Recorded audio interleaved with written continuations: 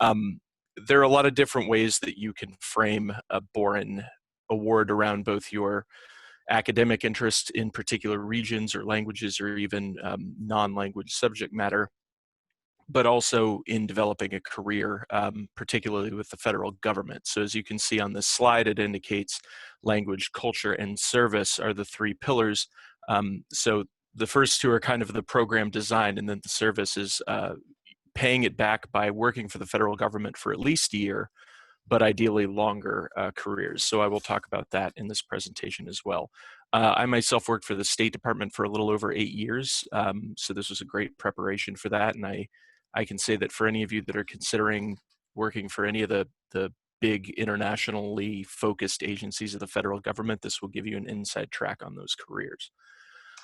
Jeff, can I interrupt very briefly? Do you want, if a student has a question, do you want them to put it in the chat box, and can you monitor that, or would you like them to just unmute and ask a question?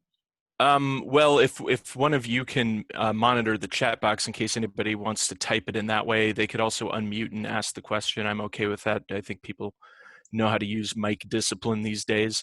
But we can also, I'll try to get through this fairly quickly and then leave as much time as possible for Q&A. Thank you. Okay. So the basic eligibility requirements for both the undergraduate and graduate awards are fairly straightforward.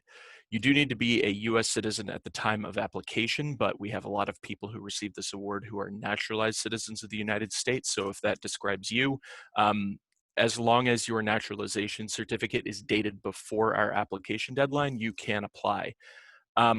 I should also note that we have a lot of recipients of this award who are heritage speakers of a language or even native speakers, essentially, of a language, and we really encourage them to use this opportunity as well. You don't have to be a beginner or an intermediate student. You can be advanced. You need to be planning to study a foreign language through the entirety of your Boren-funded study. But we do have some customization options, especially for graduate students, so I will discuss those later. You need to be a matriculated undergraduate or graduate student for the entire period that you are receiving this award. So if anybody is in the final year of their degree program, there may be some bureaucratic workarounds to enable you to participate, but that's something you would definitely need to bring to Pat Whitlow's attention so that she can assist you with discussing it with the university. And if you hold dual citizenship with the United States and another country, do not apply to study in the country you hold citizenship in. For most countries, or most languages, I should say, there's usually another country where you can study the same language. So if you hold dual citizenship, don't apply for that destination. As I go through these slides, you'll see down in the lower left-hand corner a URL that'll tell you more about the topic that I'm covering, so don't feel that you need to scribble notes furiously. Robert, I see that you've arrived. Welcome. I'm going to go ahead and go through the presentation, and then we can kind of get you involved later, if that's all right. You're muted, but I assume that's a thumbs up. Of course, that's fine. Thank you very much. Thanks. Thank you for being here. All right. Yes. So the next three slides focus on the main selection criteria for the Boren Awards, and I like to spend a good amount of time on these to make sure that everyone understands what it is that we're really selecting for when we're looking at your applications. The first of these is an interest in national security. And now this is national security very broadly defined. It doesn't have to be defense, intelligence, or other kind of hard security topics, although plenty of people focus on those things in their essays. And if that's truly where your academic interests or professional interests lie, go for it. But most of you will probably look at things through a sort of diplomatic lens, international affairs type of thing. Or you may be interested in topics related to international development. These could be global food security, public health, education, etc. What I want to say is that almost any academic discipline, almost anything that you study can be related in some way to US national security or foreign affairs. But the challenge with this application is to convince the people reading it that, number one, you understand how that public policy touches on the country that you're going to be studying in, and two, that you understand its relation to the United States and why that sort of matters to a policymaker. So we recognize a very broad definition, but we want you to keep it focused on something that really interests you. So please do not give us what I call the Wikipedia overview of US relations with the country. It's much better for you to focus in on a very specific issue area that you are really academically interested in, that you know a thing or two about, and then persuade the person reading the essay that you understand the US public policy dimension of that issue. The reason we're so focused on this question of national security is because everyone who receives a Boren scholarship or fellowship commits to working for the federal government for at least a year. But ideally, we're looking for people who want a longer term career in the federal government. So it behooves you, when you're preparing this application, to do a bit of research on the short, medium, and long-term steps that you can take after you've completed your degrees to pursue a career in the federal government. Like I said, only 1 year is required, but it's a good idea to show that you've at least thought about where someone with your particular academic interests and professional goals could find work for the length of an entire career in the federal government. Put more of the focus closer to today, right? Shorter term first, then medium, long term if you want to, but not necessary. Okay, so the third aspect of our selection, and is very important, it's right there in our logo, language and culture. So our focus is really on during and after Boren. What you want to convince people reviewing your application of is that you intend to commit yourself to the study of a language while you're overseas, and then to continue making that professional investment after Boren. But of course, if you have previously studied a language and it's a Boren preferred language, I strongly encourage you to continue studying that language through Boren. We are always looking for people to develop a deeper proficiency. But we are not going to select one applicant over another because they test higher or they have more experience with the language necessarily.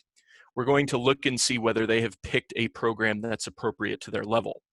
So there's no minimum proficiency requirement for most of these languages. So if you're a beginner or an intermediate student, you want to spend most of your time in a classroom. But there's also no maximum proficiency requirement. So even if you're quite proficient in the language, I encourage you to look at ways you can work on your professional writing or your public speaking or your academic vocabulary, because that, there's no ceiling to proficiency. Okay, now for all of you, undergrad, grad, there are basically two types of programs that you can apply to fund. Robert participated in what's called our flagship language initiatives, and he participated in the African flagship language initiative, although, spoiler alert, Robert, if you didn't already know this, we're not doing Portuguese this year.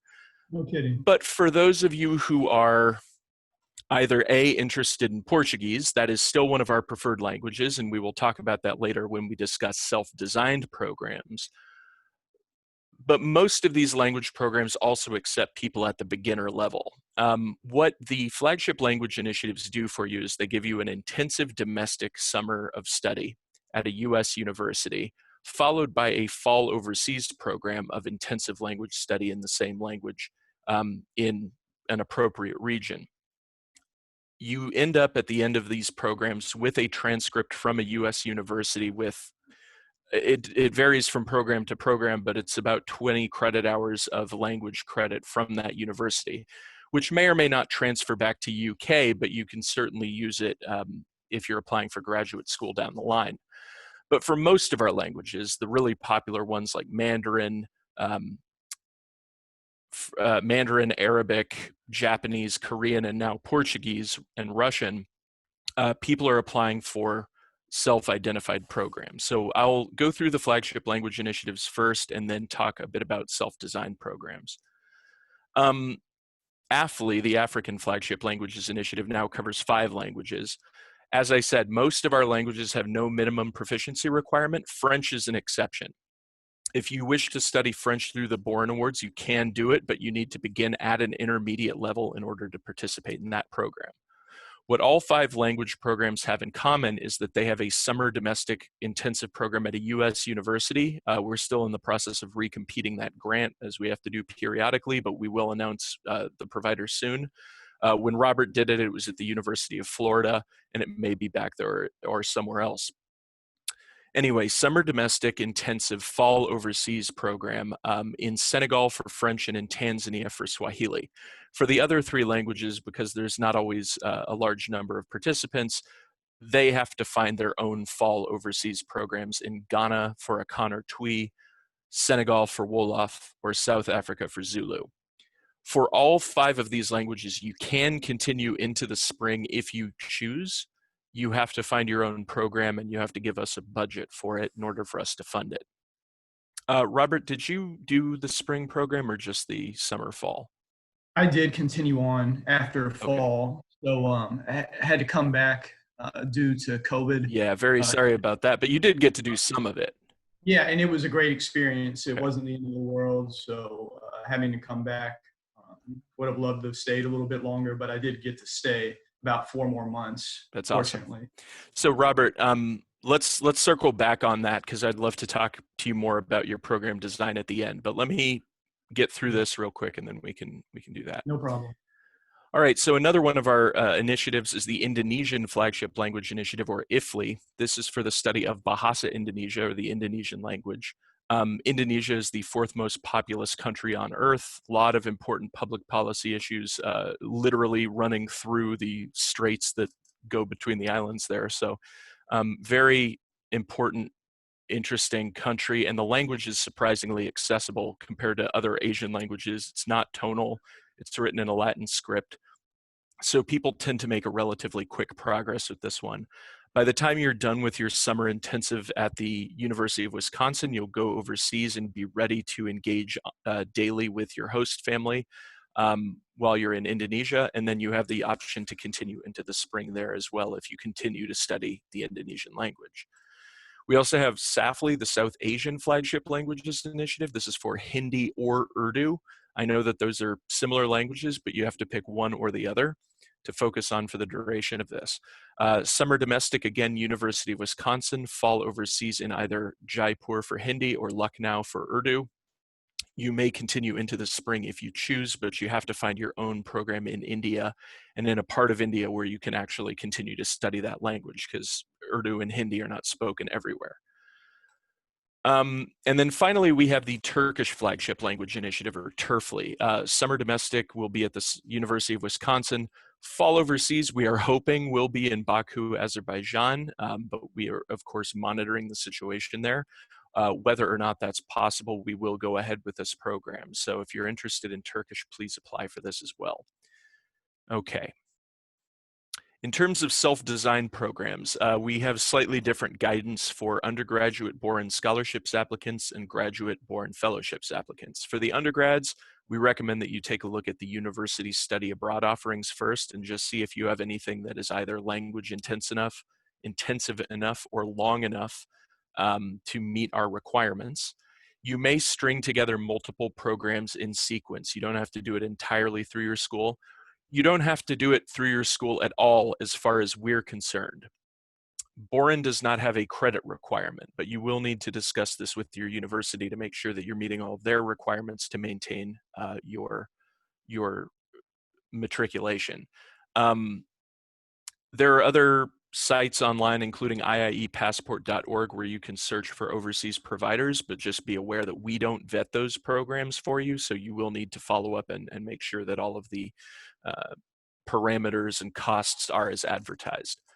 For graduate students, language study is the only required element. So if you're a grad student and that's all you want to do, go for it. Robert, I believe you probably had some grad students in with your group when you did Yes, AFLI. that's right. There were a few other grad students in my group. Yeah, so in some cases, self-designed program participants do a very similar language study to what an undergrad would typically do. But we recognize that grad students also often have research interests that they want to pursue, perhaps internships, and it's fine to do that as long as language study remains a core and ongoing element of your time in the country. If you're a grad student and you have a little more questions about the program design, we can talk more about that later. In terms of maximum award, our maximum award amounts have increased from last year. We're now up to $25,000 as the maximum for overseas funding that you can receive. Our preference for both undergraduate and graduate students is 25 weeks or more of time overseas. Although undergraduate STEM majors do have the option to do a summer-only program without penalties. So that has to be at least 8 weeks long and must still be language intensive. Undergrad and grad applicants are eligible to go for fewer than 25 weeks, but those are less likely to be selected, and the maximum award amount is lower as well. So unless you have a strong reason to go for a shorter period of time, I strongly recommend going 25 weeks or more. When you put together your program budget, we will basically cover every cost that you need to incur during your time overseas as a Boren scholar or fellow. And we've added visa fees and visa related travel to this. So if you know that that's something you'll have to do, you can include that in your budget. I'm not going to go through each of these. The only thing I want to tell you is there is no incentive, none, to lowballing your estimates. We are not going to pick one applicant over another because they came in a little bit cheaper. So please don't do that. Give us all of your program costs. We want to make sure that you get all of the money that you need up to the maximum threshold. If your budget exceeds that, that's fine. You just need to know where you're going to get the rest of the money from.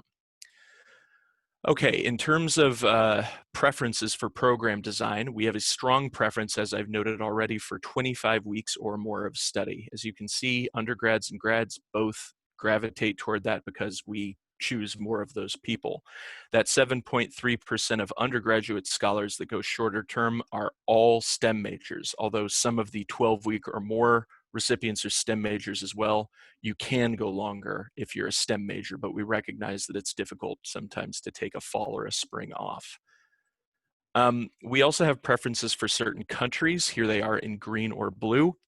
The countries that are listed in blue are countries that we are not, we don't think that we're going to be able to send people to in 2021. Now, this map is imagining there's no COVID in the world, so we may have to make changes, but we always will work with our program recipients to try to reprogram them to another place where they can study the same language. So don't worry too much about that. But the blue countries are countries we are probably not going to approve. So I would not recommend applying for those unless you just want to see if something's possible. Most of the time, though, if you say, I want to study in Russia, we're going to come back and say, how about Kazakhstan or Latvia? So I would recommend to just go the easier route and apply for one of the countries that's not restricted. We also have preferences for certain languages. Now here they are listed by region. A couple of things to point out. First, in the Africa column, only all African indigenous languages are considered preferred languages for Boren. There are just too many of them to list individually. Portuguese, I noted earlier, is still a preferred language for both Africa and Latin America, so you can continue to find your own programs for those. French is only a preferred language, though, if done through the African Flagship Languages Initiative. In Latin America, I also want to point out that we only have Haitian Creole and Portuguese as our preferred languages. So there's a very high bar set where we will give some occasional Spanish or Latin American Indigenous language awards. If that interests you, we can talk about it more, but typically what I recommend to a person with a strong Latin America focus is consider using your Spanish background to study Portuguese in Brazil. We also have preferences for certain fields of study. The only difference between the STEM and the non-STEM is whether an undergraduate is eligible for an 8-week program. Otherwise, they are all equally preferred. Okay, post-Boren, we will provide you with a lot of support in seeking a federal job, but ultimately it is going to be your responsibility to do so. Now, I'm sorry to say we have not yet held our federal employment seminar for this year because of COVID, and I know that they're looking to move that online, so I'm sorry about that, Robert, but the picture that you see here is from our federal employment seminar last year, and over 35 different federal agencies sent senior hiring officials, in some cases the most senior hiring officials, to this fair, and we're collecting resumes and in some cases making job offers shortly thereafter. So I can tell you that Borens are known throughout the federal government as the source for language and area studies competencies. Because of this, our INSEP service team sets up about 100 exclusive job opportunities per year for our alumni, but then you also have special hiring authorities under the law that require federal agencies to consider you even for those jobs that get listed generally. So there are a lot of different ways I can say this, but Boren puts you on the inside track to federal jobs. You still need to be motivated to pursue them, but if that's what you want, we will help you get there. If anyone watching this presentation is in ROTC, you are likewise very committed to public service, so please indicate that you're in ROTC on the application.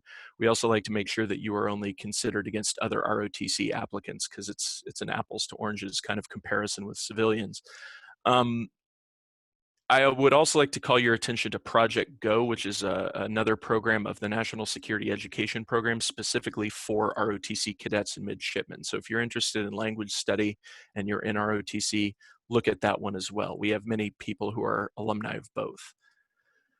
For the rest of you, following your Boren-funded study and any subsequent degrees that you want to pursue, so like if you want to go to law school or go to get a PhD, we will wait. But following Boren service, we want you to find a job with the federal government. Any of the priority agencies on this slide, any position with them will count toward the Boren federal service requirement, as will any position with contractors to these agencies. So that means you could work for the Department of Defense as a civilian, as a member of the military, or as a defense contractor. So that's a lot of companies that you may have heard of. The State Department, USAID, or any of their contractors, the Department of Homeland Security or any of its contractors, and the roughly 16 agencies that comprise the intelligence community or any of their contractors are eligible for federal service. But we also have a lot of other agencies that you could potentially work at as a Boren alum. Here are just a few examples. Technically, these are reviewed for service credit on a case-by-case basis, but it's usually granted. There are international affairs positions and foreign service positions, for example, at agencies like the Department of Agriculture and Department of Commerce. So if you are in those general areas, take a look at those. We have people working for all the branches of the federal government, including the legislature and the judiciary. We have people that work as researchers and administrators for agencies like DD, and a stint as a Peace Corps volunteer would count as toward Boren's federal service requirement. Still, I'll go back to my earlier guidance. It's important to talk about your short, medium, and longer term plans when you're writing your Boren essay, because you do still want to convince people that you have that longer term interest. The Peace Corps would just be the first step. So keep that in mind if you talk about Peace Corps on your app. The application has 2 essays. I'll talk about those on the next slide. We require 2 letters of recommendation and an optional 3rd from undergrads, and we require 3 letters for graduate students. These may be academic or professional in nature, but the people who write them should know you well. Far more important that they know you well than that they hold some particular prominent position. We also need transcripts, summaries of your study plan, and a few other things. If we have any graduate students proposing research and you want to know more about the research abstract and methodology, I can talk about that later on. There are 2 essays. The first one is that national security argument that we discussed earlier. On that one, it's really important, again, that you convince the person reading it, not only that you know your subject well, so getting it nice and narrow is a good idea, but also that you understand the relevance of that topic to US national security or foreign affairs, public policy, etc. So that's the purpose of essay number 1. Essay number 2 is divided basically into 3 parts. The first third of it focuses on your preparation for extended overseas study, but about 2/3 of this essay should really be taken up by a description of the career path that you hope to forge in the federal government and how you will go about pursuing it. You can look at branching options and things like that, but you should show that you've actually given this some consideration and that you understand the credentials that you will need to develop in order to be strong applicants for those positions. We have deadlines coming up in several months, but that doesn't mean that you shouldn't start I shouldn't say several, 2 months, 3 months. But you should start working on your application soon. The national deadlines for 2021 can be applied to study anytime between June 1st of 2021 or March 1st of 2022. So you do not have to start this coming summer. You could start the following fall or the spring after that.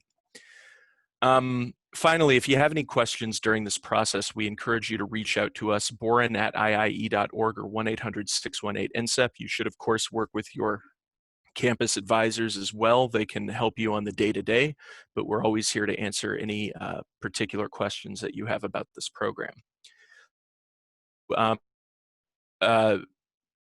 Before we go into talking to Robert, I just want to see if there are any basic factual questions that people have about what I've just presented, and then I'd like to have Robert present, and then we can sort of answer program design questions and things like that. Is there anything that you didn't understand?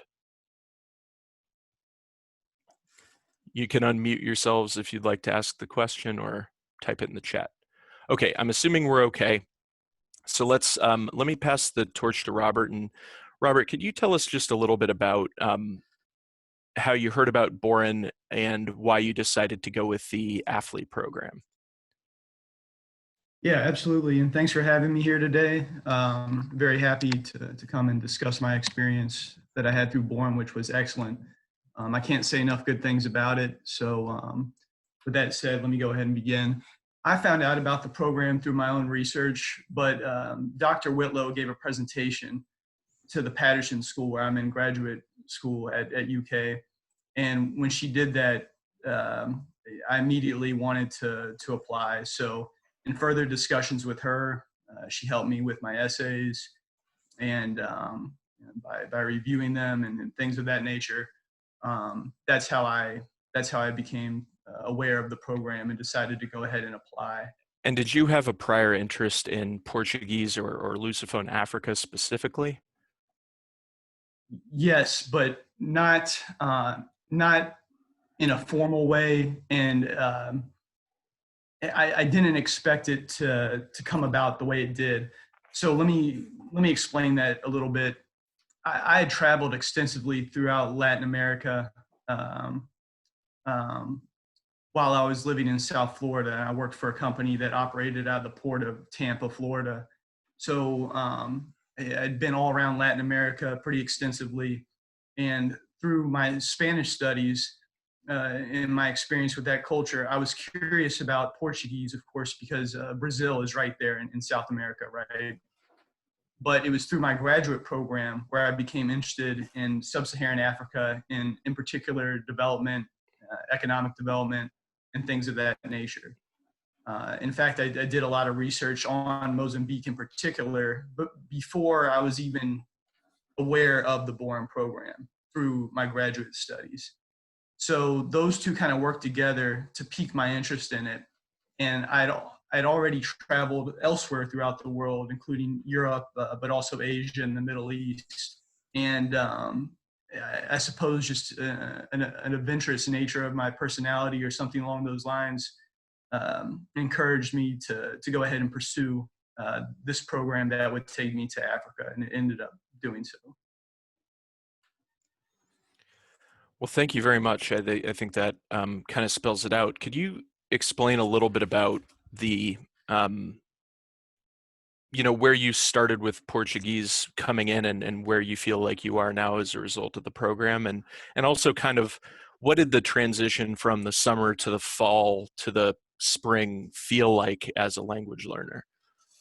Okay, absolutely. So I came in with literally nothing. I think Spanish will help you to a certain extent grasp what is going on with Portuguese and the structure of the language and certain words, but again, just at a very minimal basic level.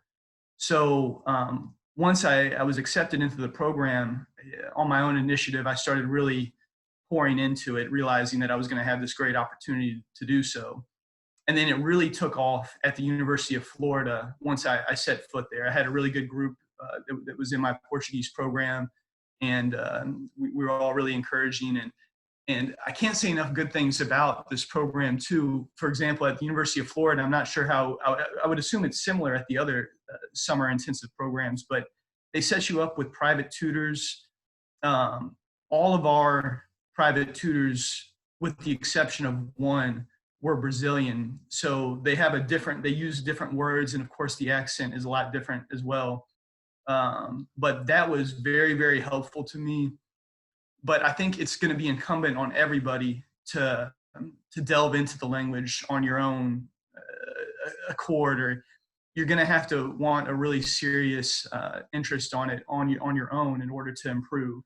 So to highlight some of the development I made in the language in Portuguese, I went from literally nothing to getting a 2+ on the proficiency exam that you have to take to prove, to demonstrate that you've made some progress. And that was at the end of the fall or the end of the summer?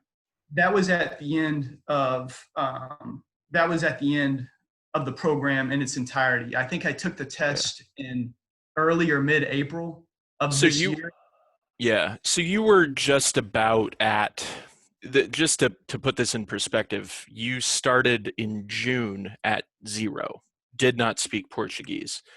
And at the end of, by like March, you were at almost what they would call in the State Department general professional proficiency.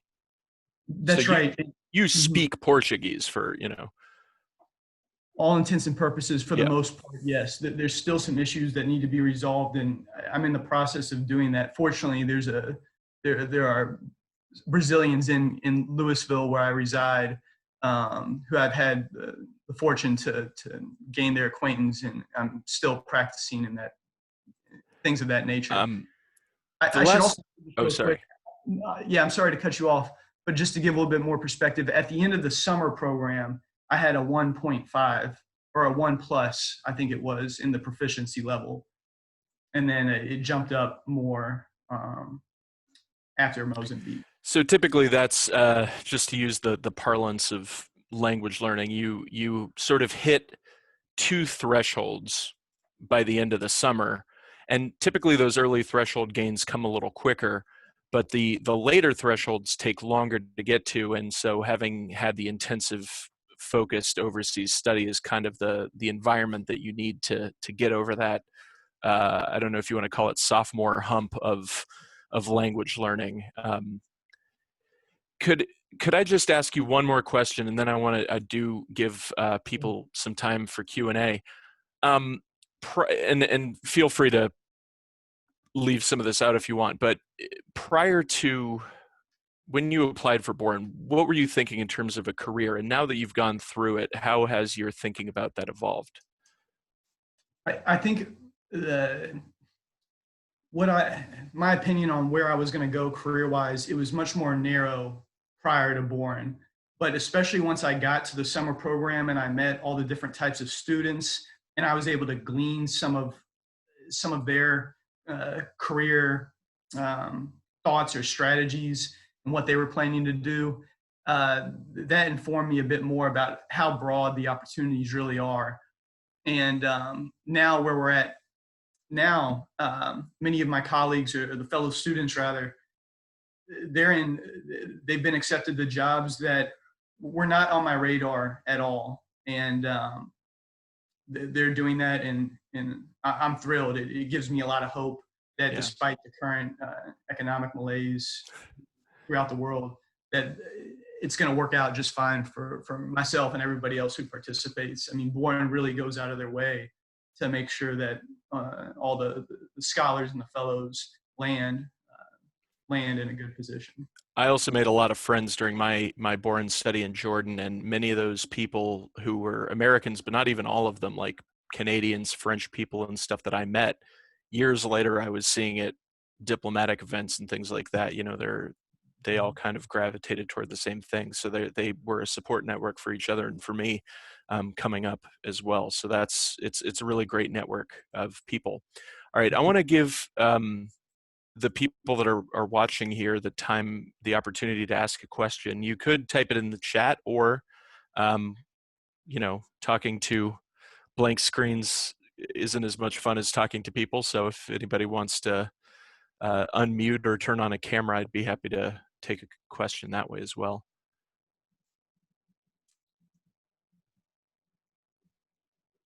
Alyssa, please. Hi. Yeah. So I'm a graduate student in the anthropology department at UK, Okay. and I am hoping to apply for Boren to start my dissertation research. And so I will be going to Ukraine. Well, hopefully going to Ukraine. And so this previous summer I took an intensive language course through IU in Ukrainian, and I'm currently studying Russian.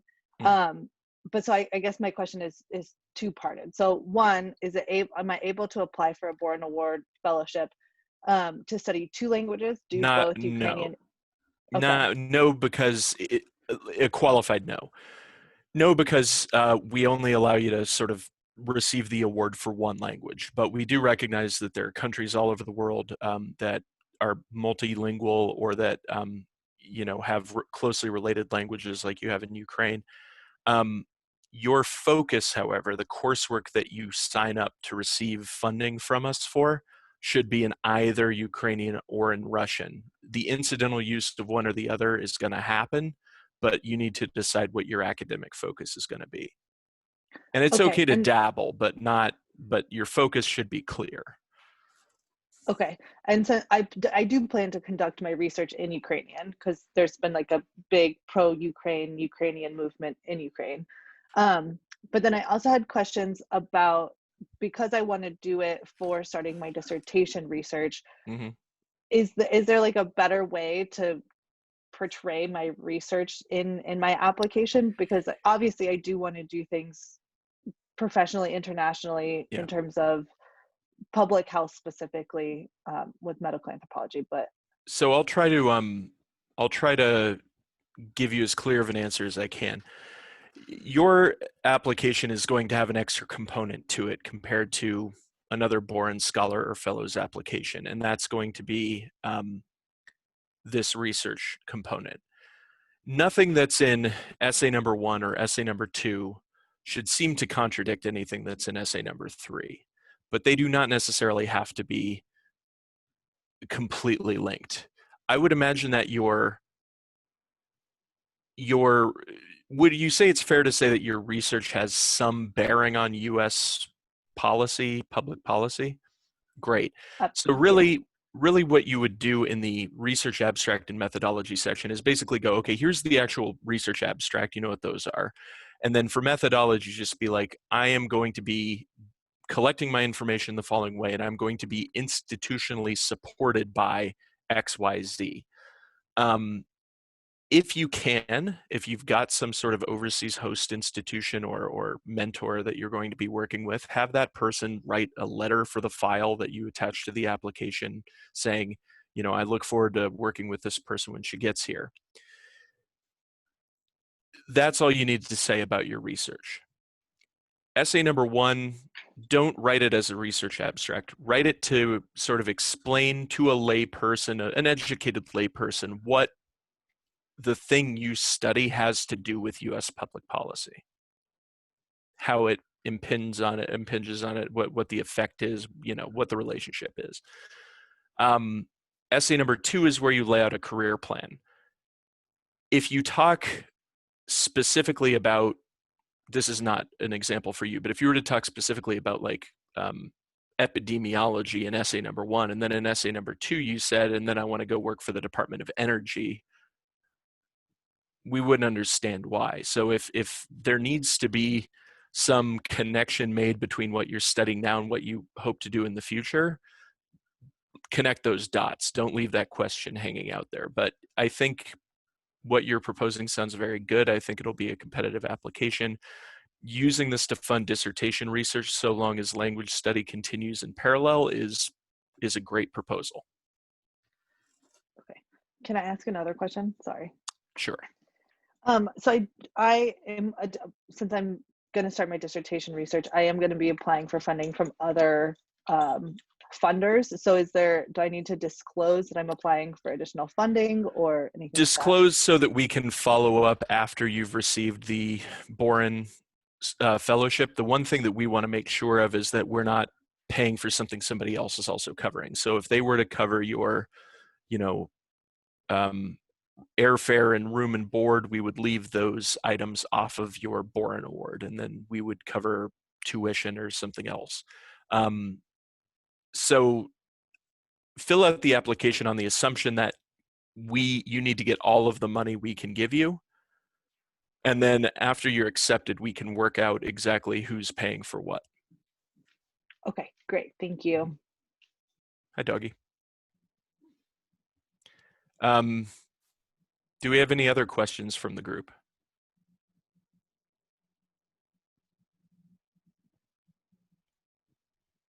Free Boren scholarship to anybody who has a cuter dog. I doubt that. No, I'm kidding. Jeff, I have a quick question. I just want to Sure. clarify something. When you talk about the self-directed program, or where they have more choice about what they're doing, maybe it could be an internship or something, that's really directed mostly at graduate students, right? I mean, undergraduates need to have a more structured language study program. Is that not I correct? typically use the phrase self-identified when I talk about the undergrad program, and self-designed when I talk about the grad program. So Okay. what Alyssa described is self-designed. She's doing research, she's doing language study, she's connecting all that together herself. Typically with an undergrad, we encourage them to select their own program. Outside of our language initiatives, we're not providing the program, but we advise them to select a program that kind of encompasses all those things, that handles the housing, the tuition, the instruction, etc.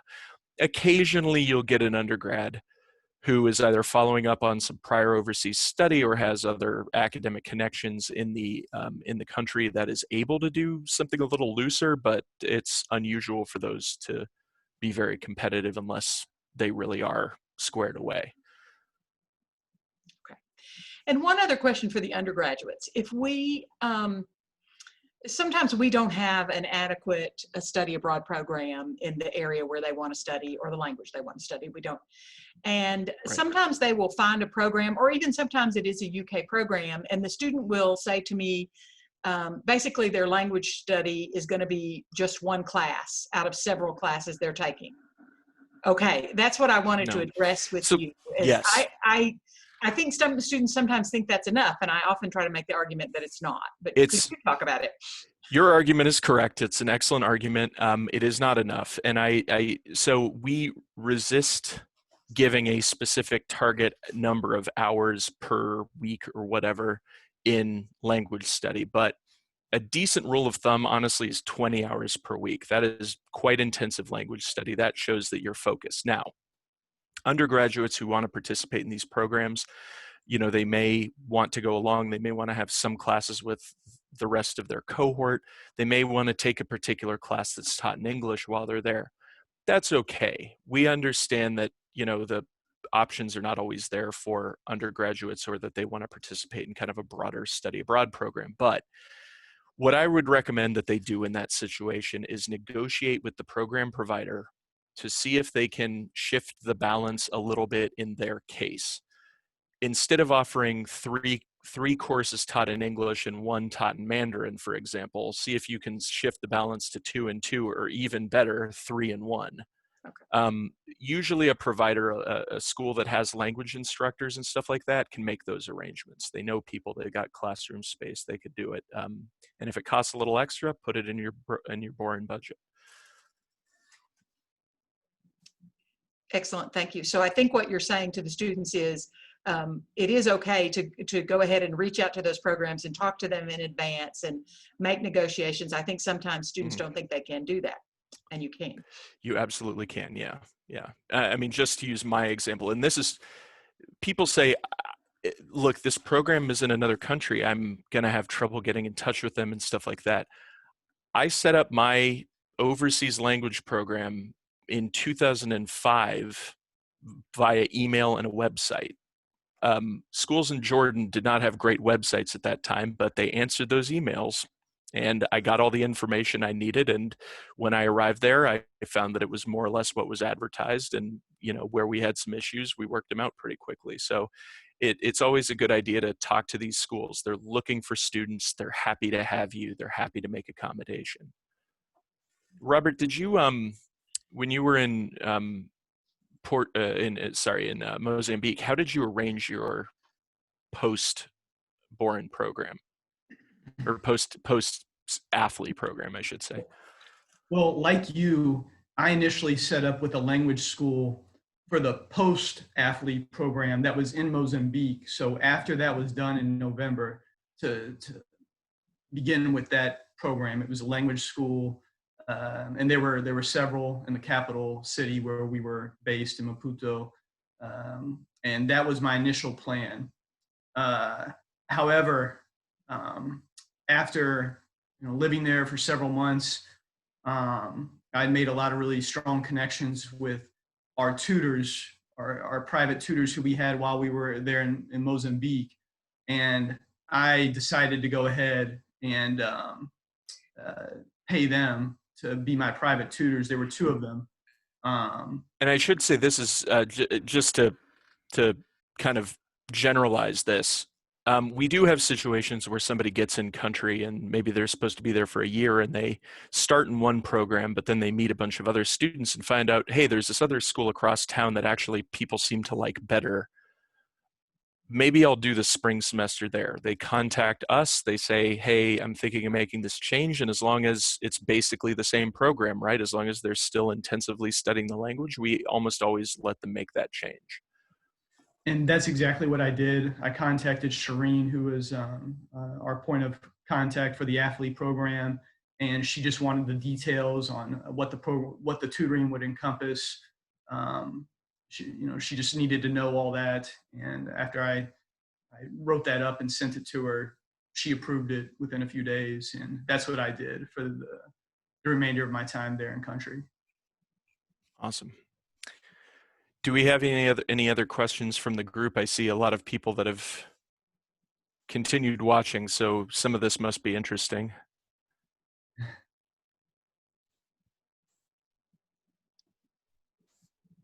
Type them or raise your hand soon, otherwise we may just wrap up unless there's anything anyone else would like to add. There's not anything in the chat box at this time. There's a cat and a dog at Alyssa's, though. There's interesting things to watch, but not to read in the chat box.